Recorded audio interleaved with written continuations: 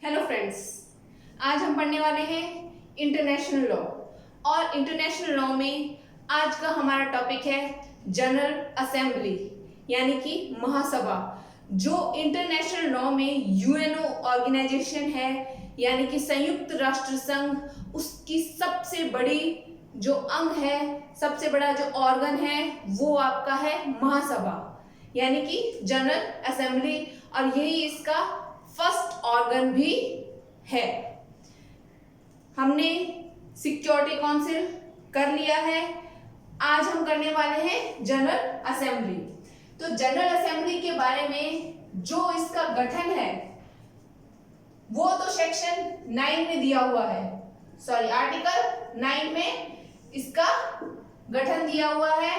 पर general assembly के बारे में, यानी कि महासभा के बारे में, आर्टिकल 9 से 22 के बीच में सब डिफाइन किया गया है।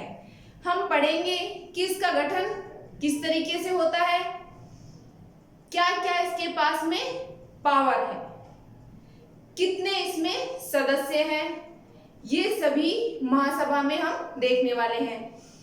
तो सबसे पहले हम क्या लेंगे, इसका गठन। तो मैंने जैसा बता दिया है कि ये सबसे बड़ा ऑर्गन है, यूएनओ का सबसे बड़ा ऑर्गन आपका जनरल असेंबली है। और अगर देखा जाए तो इसके पास पावर भी बहुत ज्यादा है। कहीं पर भी अगर कोई भी जो यूएनओ के अंदर जो उसका चार्टर बना है, अगर उसमें कोई भी बदलाव लाना है या संशोधन लाना है तो वो महासभा के द्वारा ही लाया जाता है। हालांकि उसके अंदर सिक्योरिटी काउंसिल की भी भूमिका रहती है, पर महासभा का रोल काफी बड़ा है। तो सबसे पहले हम क्या देखते हैं, उसका गठन किस प्रकार होता है। तो जैसा मैंने बताया, ये सबसे बड़ा ऑर्गन है। तो इसके अंदर, यानी कि जनरल असेंबली में, वे सभी राष्ट्र इसके अंदर सदस्य हैं जो कि यूएनओ के सदस्य हैं। और यूएनओ के सदस्य कितने हैं, ये मैंने आपको बताया था। 193 यूएनओ में सदस्य हैं और 193 ही जनरल असेंबली के भी सदस्य हैं। यहाँ पर यूएनओ के जितने प्रतिनिधि होंगे, जितने सदस्य होंगे, उतने ही जनरल असेंबली में भी आपके सदस्य होंगे। तो हम लिख लेते हैं यहाँ पे 193, ठीक है। अब हम आते हैं आगे। यूएनओ का जो मुख्यालय है वो आपका है न्यूयॉर्क में। यूएनओ का मुख्यालय न्यूयॉर्क में है। यूएनओ की जनरल असेंबली का मुख्यालय आपका न्यूयॉर्क में है। और इसका जो अधिवेशन है वो महासभा, यानी कि जनरल असेंबली, अपना अधिवेशन वर्ष में एक बार जरूर करता है। इसके अलावा एक बार तो करना ही करना है, इसके अलावा अगर आवश्यकता पड़ती है तो वो इससे ज्यादा भी अधिवेशन बुलवा सकता है। अगर कुछ ऐसी इमरजेंसी आ गई है कि शांति को खतरा अगर उत्पन्न हो रखा है बाकी राष्ट्रों के बीच में या कहीं पर भी, तो वहां पर उसकी मीटिंग के लिए या उसको कैसे निपटाया जाए, इसके लिए भी जनरल असेंबली साल में एक बार से अधिक भी अपनी जो मीटिंग है वो बुलवा सकता है। तो यहाँ पर ये याद रखना है कि एक बार तो बुलाएगा ही बुलाएगा, इसके अलावा भी वो अगर आवश्यकता हो तो बुलवा सकता है। अब आता है यहाँ पर, यानी कि जनरल असेंबली में हर कंट्रीज की तरफ से 5 मेंबर होते हैं। हर कंट्रीज की, हर राज्य की तरफ से, या राज्य का मतलब देशों से ही है, क्योंकि हम इंटरनेशनल लॉ है तो यहाँ राज्य मीन्स आपका कंट्री। तो यहाँ राज्यों के, प्रत्येक राज्य के कितने सदस्य होंगे, 5 सदस्य होंगे। पर जब किसी टॉपिक पर वोटिंग की बात आएगी तो प्रत्येक कंट्री को, हर राष्ट्र को एक वोट देने का ही राइट होगा। ऐसा नहीं है कि 5 सदस्य हैं तो 5 वोट चलेंगे, बिल्कुल नहीं है। 5 सदस्य हो सकते हैं एक राज्य के, परंतु वोटिंग का जो राइट है वो हर राष्ट्र की तरफ से एक ही रहेगा। हर राज्य के कितने सदस्य हैं? 5 सदस्य हो सकते हैं, परंतु वोट प्रत्येक राज्य का एक ही माना जाएगा, एक ही वोटिंग मानी जाएगी। अब बात रही आती है वोटिंग की। आर्टिकल 18(2) और 18(3) ये दोनों ही वोटिंग से बिलोंग कर रहे हैं आपके। 18(2) में अगर कोई विशेष मैटर है, महत्वपूर्ण प्रश्नों के बारे में अगर कोई वोटिंग होनी है,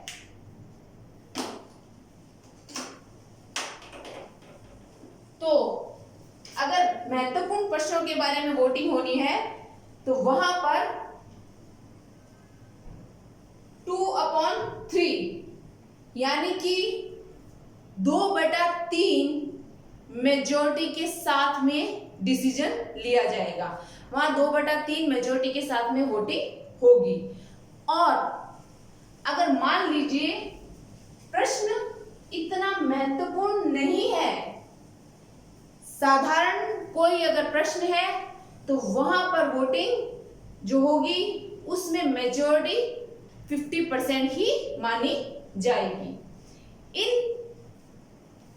वोटिंग में 5 जो सदस्य हैं, वो जो परमानेंट सदस्य हैं, उनका होना भी आवश्यक होता है। तो ये है वोटिंग के बारे में, मैंने आपको बता दिया है। सदस्य, कितने सदस्य वोट दे सकते हैं, उसके प्रतिनिधि और उनका अधिवेशन। अब हम इसकी मेन यानी कि इसको जनरल असेंबली को कौन कौन से कार्य सौंपे गए हैं या कौन कौन सी इसके पास में पावर है, यानी कि इसका वर्क और इसकी पावर, वो देखेंगे।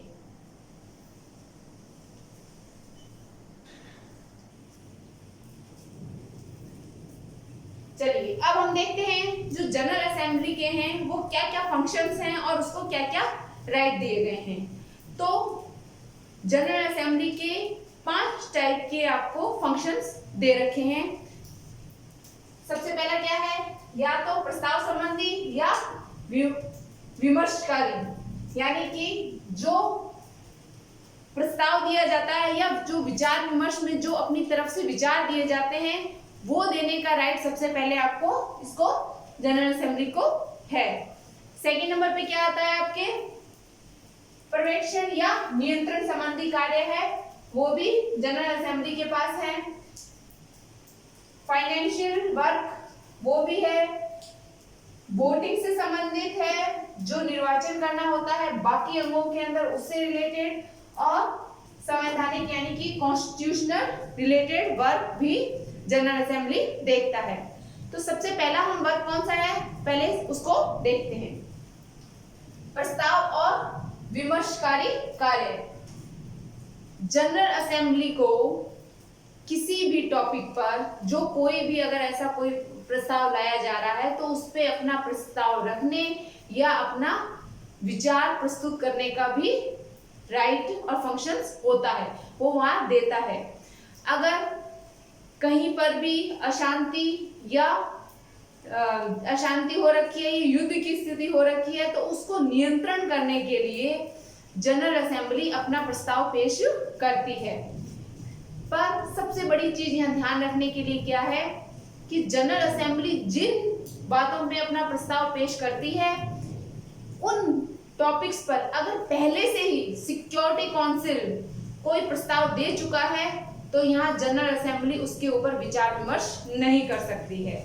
यानी कि सिक्योरिटी काउंसिल को महासभा से, जनरल असेंबली से थोड़ा ऊपर का दर्जा दिया हुआ है। तो अगर किसी, मैंने जैसा बता दिया है कि युद्ध की स्थिति है, वहां पर निशस्त्रीकरण यानी कि शस्त्रों को कंट्रोल रखने के लिए, उसको बढ़ावा ना मिले, उसको कंट्रोल रखे, सब कंट्रीज शस्त्रों को ना बढ़ाए बल्कि वेपन्स को जितना हो सके उतना कम रखने की और उतना कम करने की कोशिश करे।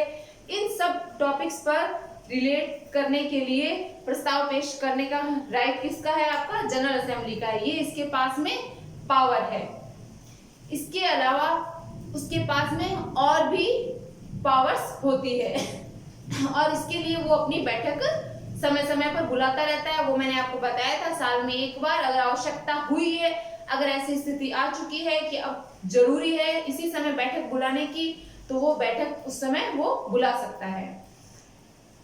जनरल असेंबली की ये जो प्रस्ताव पेश करने की या विचार विमर्श जो अपना पेश करने की जो पावर है, ये फोर्सेबल पावर नहीं है, यानी कि ये बाध्यकारी नहीं है। इसे माना भी जा सकता है और इग्नोर भी किया जा सकता है।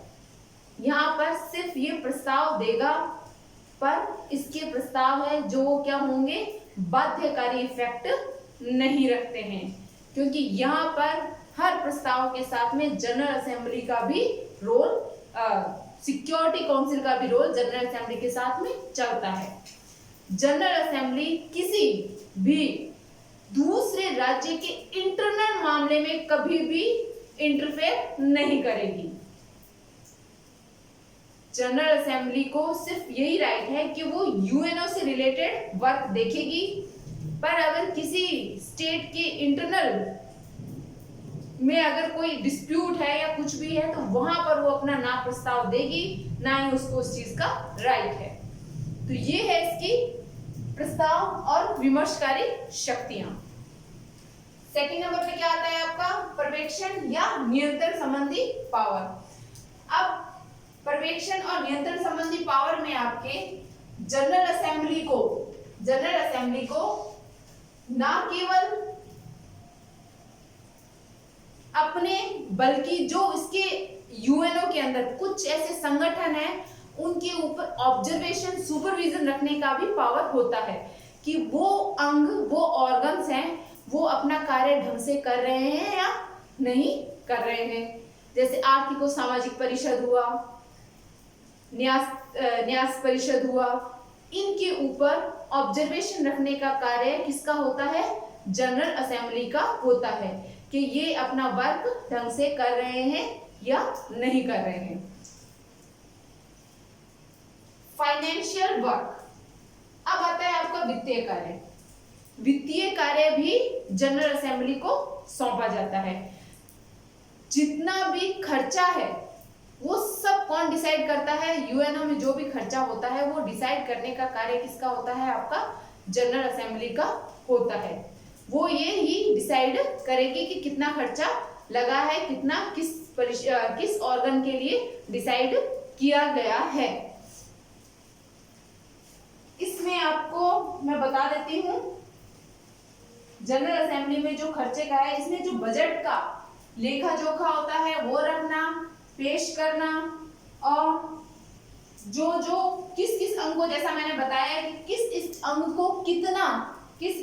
को कितना खर्चा है, कितना उसका व्यय है, ये सब डिसाइड करना किसका काम होता है, जनरल असेंबली का वर्क होता है। एक और, अगर हर जैसे कंट्रीज को अपना अपना कुछ ना कुछ यूएनओ में कंट्रीब्यूशन देने का भी ड्यूटी होती है। अगर वो स्टेट, वो राज्य अपना कंट्रीब्यूशन नहीं देता है, वहां पर यूएनओ में कंट्रीब्यूशन नहीं देता है, तो उसकी वोटिंग पावर होती है ना, वो छीन ली जाती है। आर्टिकल 19 इस यूएनओ के अंदर, जनरल असेंबली के आर्टिकल 19 ये कहता है कि जो खर्चे डिस्ट्रीब्यूट किए गए हैं, जो कंट्रीब्यूशन कंट्रीज को दिया हुआ है, अगर वो कंट्रीब्यूशन वो कंट्रीज नहीं करती है, यानी कि वो वापस बैक हो जाती है अपने इस कंट्रीब्यूशन से, तो उसका वोटिंग पावर छीन लिया जाता है। क्योंकि यहाँ हर कंट्री को किसी भी मैटर पर वोटिंग का राइट होता है और वही उसकी पावर है, और वो पावर उससे उस समय छीन ली जाएगी। नेक्स्ट पॉइंट कौन सा आता है आपका, निर्वाचन संबंधी, यानी कि इलेक्शन से रिलेटेड भी पावर जनरल असेंबली के पास है।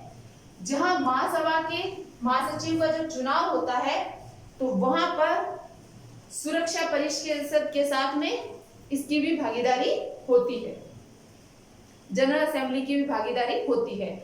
इसके अलावा दूसरे जो अंग हैं उनमें भी सदस्यों का चुनाव में जनरल असेंबली भाग लेता है। सुरक्षा परिषद में जो 5 स्थायी सदस्य हैं, इसके अलावा जो 5+10 का जो वहां पे रेशियो रहता है, 5 जो सदस्य हैं वो स्थायी सदस्य हैं, उनमें तो कोई बदलाव नहीं होना है। पर जो 10 सदस्य हैं, उन 10 सदस्यों का चुनाव महासभा के द्वारा किया जाता है। पर यहाँ पर जो परामर्श होगा वो आपका सुरक्षा परिषद ही देगा। ये है इसका निर्वाचन संबंधी कार्य। कुछ जो इसके ऑर्गन्स हैं उसके अंदर इलेक्शन करना महासभा की इलेक्शन करना में महासभा की ड्यूटी होती है। वहां सुरक्षा परिषद भी अपनी कंट्रीब्यूशन देता है। ये हो गया निर्वाचन संबंधी कार्य। नेक्स्ट आता है आपका संवैधानिक यानी कॉन्स्टिट्यूशन। यूएनओ का भी अपना एक चार्टर है, एक संविधान बना हुआ है। तो यहाँ पर इसके संविधान में अगर कोई बदलाव करना है, कोई चेंजिंग करनी है, किसी अगर नए राष्ट्र को उसमें शामिल करना है, तो उस शामिल करने में वो संवैधानिक कार्य होगा। वहां पर मेजॉरिटी के हिसाब से उस राज्य को शामिल किया जाता है, यूएनओ में शामिल किया जाता है, उसकी सदस्यों में शामिल किया जाता है। तो अगर किसी नए राष्ट्र को शामिल किया होगा करना है तो वहां पर 2/3 आपके मेजॉरिटी के साथ में उसका चुनाव किया जाएगा। अगर इस संविधान में जो इसकी कॉन्स्टिट्यूशन है, यूएनओ का जो चार्टर है, उसका जो संविधान है, उसमें अगर कोई बदलाव करना है तो वहां पर भी 2/3 बहुमत के साथ में, और जो उपस्थित है उनमें पूरे बहुमत के साथ में जो वोटिंग होगी उसी के आधार पर बदलाव किया जाएगा। पर यहाँ पर भी क्या है कि जो 5 परमानेंट सदस्य हैं उनकी वोटिंग एक साइड होनी चाहिए, यानी उनमें से कोई वीटो इस्तेमाल नहीं करना चाहिए। बस एक यही पावर है जिस कारण से महासभा अपना कोई एक्ट नहीं कर पाती है। क्यों? क्योंकि वो अगर किसी चीज के लिए कोई एक्शन लेना चाहती है तो 5 में से कोई एक राष्ट्र वीटो पावर का यूज कर लेता है और वो ऐसा अब जो एक्शन उसको लेना था वो एक्शन वो नहीं ले पाती है। तो इस स्थिति में भी सुधार लाया गया। एक समय ऐसी घटना हुई कि नॉर्थ कोरिया पर शांति व्यवस्था बनाए रखने के लिए आक्रमण करना जरूरी था। तो सुरक्षा परिषद के अंदर इस महासभा ने ये सलाह दी कि वहां पर उसको आक्रमण किया जाए। पर वहां पर क्या हुआ कि रशिया ने आकर अपनी वीटो पावर का यूज कर लिया और उसने मना कर दिया। तो सिचुएशन ऐसी हुई जिस कारण से महासभा कोई एक्शन नहीं ले पाई जो एक्शन लेना जरूरी था, यानी उसको रोकने के लिए, विश्व में शांति व्यवस्था बनाए रखने के लिए उसको रोकना जरूरी था, पर वो एक्शन नहीं ले पाई। तो इसके बाद में क्या हुआ, अब हम वो देखते हैं कि इसके बाद में ऐसी क्या चीज आई, ऐसा क्या प्रस्ताव लाया गया कि जनरल असेंबली के पास में पावर्स बढ़ गई। तो अब हम वो देखेंगे।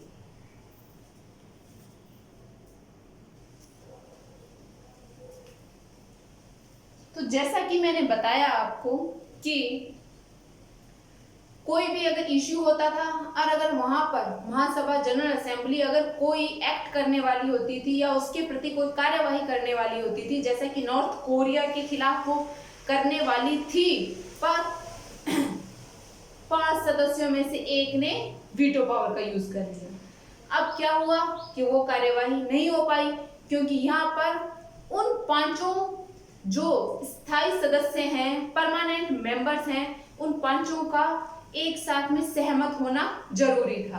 पर वहां पर एक कंट्री ने वीटो पावर का यूज कर ऐसा नहीं होने दिया। इस कारण से महासभा का जो पावर थी वो कम हो गई, यानी कि वो कोई एक्शन ही नहीं ले पाया। इस सिचुएशन को कंट्रोल करने के लिए और महासभा को कुछ एक्स्ट्रा पावर देने के लिए एक रिजोल्यूशन लाया गया, जो कि क्या था, यूनाइटिंग फॉर पीस रिजोल्यूशन, और ये आया था 1950 को। 1950 को ये रिजोल्यूशन लाया गया। किस लिए लाया गया? शांति व्यवस्था को बनाए रखने के लिए। अब आता है इस रिजोल्यूशन में क्या क्या चीजें लाई गई, कौन कौन से प्रस्ताव लाए गए। तो सबसे पहला हमारा क्या होता है, मान लीजिए अगर कहीं पर संकट की स्थिति उत्पन्न हो चुकी है, शांति व्यवस्था को खतरा है, ये युद्ध की तरफ देश जाने की स्थिति में आ चुके हैं, तो महासभा उस संकट की घड़ी को देखते हुए तुरंत अपना एक सत्र आहूत कर सकती है, यानी कि वो अपनी बैठक बुला सकती है। और ये बैठक क्या कहलाती है? आपातकालीन बैठक, जो कि आपात को देखते हुए, संकट की घड़ी को देखते हुए 24 घंटे के अंदर अंदर बुलाई जा सकती है। ये है इसका फर्स्ट। अब आते हैं हम सेकंड पॉइंट पर कि सुरक्षा परिषद के असमर्थ होने पर महासभा द्वारा विचार करना। जहां शांति व्यवस्था बनाए रखने के लिए सुरक्षा परिषद को कोई एक्शन लेना था या अपनी सेना को भेजना था, अगर वहां पर सुरक्षा परिषद उस विद्रोह को रोकने में या वहां शांति व्यवस्था बनाए रखने में असमर्थ हो जाती है, अपना कार्य करने में वो असमर्थ हो जाती है, तो वहां पर जनरल असेंबली उस मामले पर विचार करेगी। यानी कि अब अगर सिक्योरिटी काउंसिल वैसा एक्ट नहीं कर पा रही है जैसा उसे करना चाहिए, जो एक्चुअल में उसकी ड्यूटी है शांति व्यवस्था बनाए रखने के लिए, सबसे बड़ा काम ही उसका यही है, पूरे विश्व में शांति सुरक्षा की व्यवस्था बनाए रखना। अगर वो उसमें असफल हो जाती है तो वहां पर महासभा एक्शन लेगी और उसके ऊपर विचार वो करेगी। थर्ड पॉइंट क्या आता है? सशस्त्र बल का प्रयोग करने का सुझाव। अब मैंने जैसे बताया, सुरक्षा परिषद अगर असमर्थ हो गई है तो यहाँ पर क्या हुआ, उसने अपना प्रस्ताव पेश किया है।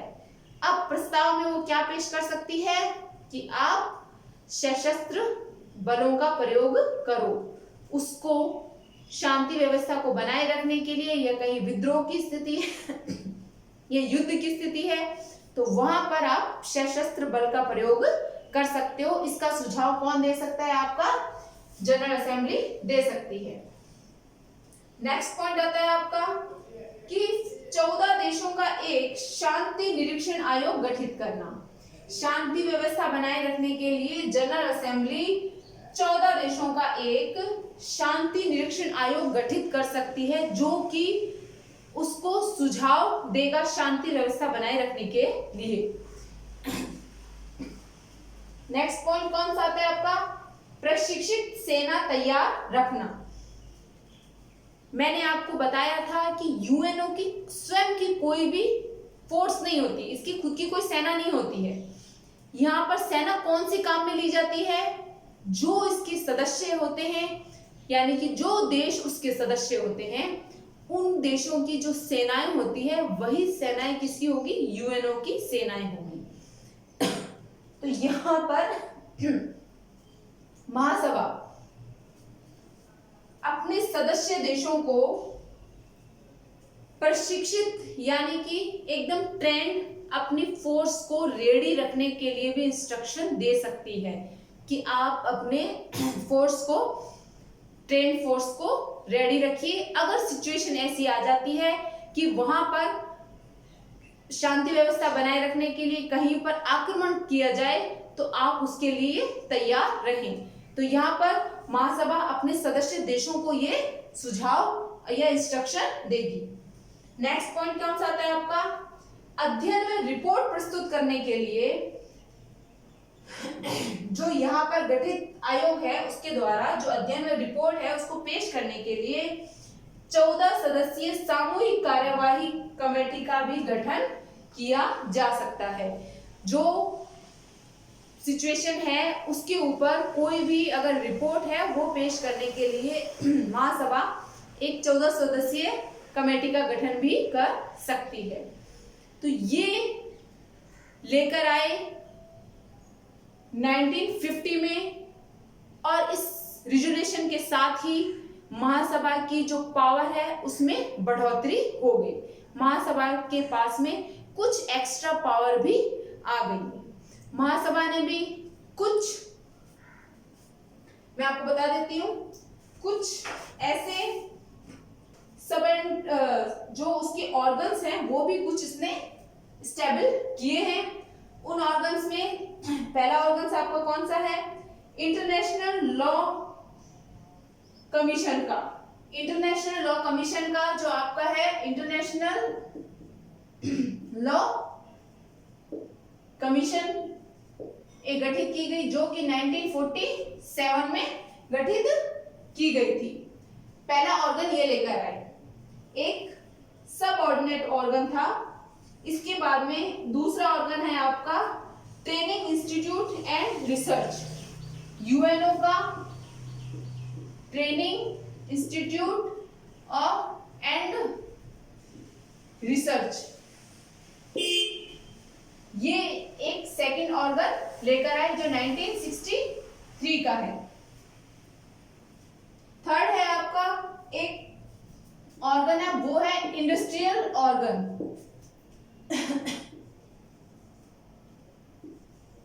इंडस्ट्रियल ऑर्गन, और ये ऑर्गन आया 1966 में।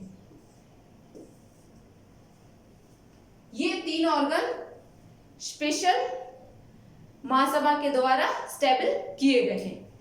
तो आज का हमारा जनरल असेंबली का ये टॉपिक यहीं खत्म होता है।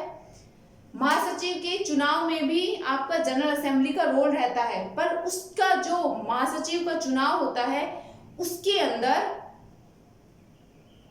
सुरक्षा परिषद के जो होती है वो सहमति, यानी कि उसका सबसे पहले वो रोल रहेगा, वो परामर्श देगा कि इसका इलेक्शन किया जाए, तो महासभा उसका इलेक्शन करेगी।